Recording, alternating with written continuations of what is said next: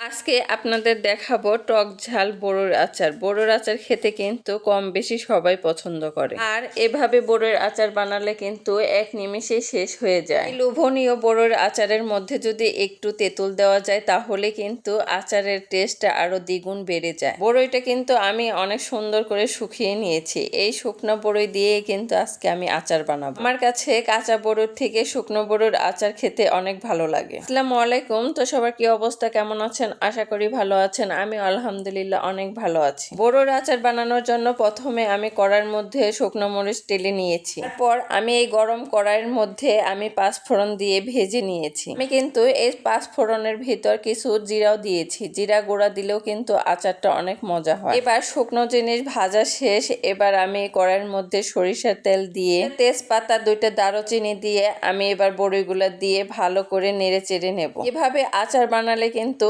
আচারের টেস্টটা আরো দ্বিগুণ বেড়ে যায়। আপনারা বাসায় এভাবে আচার বানাবেন। আমার হাতের আচার কিন্তু আমার ছেলে মেয়ে এবং কি আপনাদের ভাইও অনেক পছন্দ করে। আমি কিন্তু আচার বানিয়েছি আরো 2-3 দিন আগে, কিন্তু আজকে রিভিউটা দিচ্ছি। আচারটা খেতে কিন্তু অনেক মজা হয়েছিল। টক জিনিসটা কিন্তু মেয়েদের একটা ফেভারিট জিনিস। এই টক দেখলে যে কের মুখে পানি চলে আসবে। এমনি সারাদিন রোজা রেখে বিকেল বেলায় কিন্তু আমি এই আচারটা বানাতে বসছিলাম। বিশ্বাস করেন, কয়েকবার আমি ভেবেছি একটু খেয়ে দেখি কেমন হয়েছে। আমি কিন্তু চিনি দিয়ে নেড়ে চেড়ে নিয়েছি। এবার কিন্তু আমি অনেক টুক তেঁতুল দেব। এই তেঁতুল দিলেই কিন্তু এই বড়ির আচারের স্বাদটা আরো 10 গুণ বেড়ে যায়। তাই আপনারা বড়ির আচারে তেঁতুল দেওয়ার চেষ্টা করবেন। তারপর এখানে আমি সামান্য পরিমাণে একটু ভিনেগার দিয়ে দিলাম। ভিনেগার দিলে কিন্তু আচারটা অনেক ভালো থাকে। এবার ভিনেগার দিয়ে একটু নেড়ে চেড়ে আমি এই পানিটা শুকিয়ে নেব। দেখতে দেখতে আজকে 24টা রোজা চলে গেল। ভাবে যে এত তাড়াতাড়ি রমজান মাস আমাদের কাছ থেকে বিদায় নিল,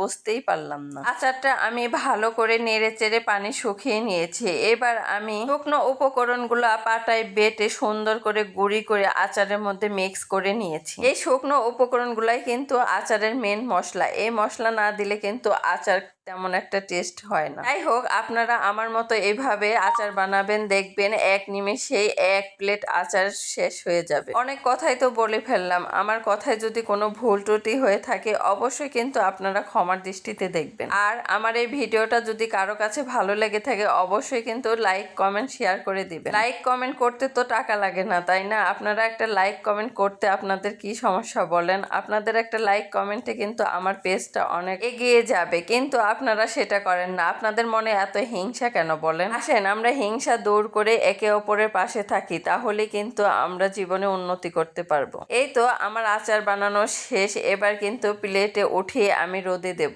2-3 দিন আমি রোদে দিয়ে ভালোভাবে শুকিয়ে নেব। রোদে দিলে কিন্তু আচার আরো মজা হয়। আমার এই সুন্দর ভিডিওটা আজকের মতো এখানে শেষ। পরবর্তী ভিডিও দেখার জন্য আমন্ত্রণ রইল। আল্লাহ হাফেজ।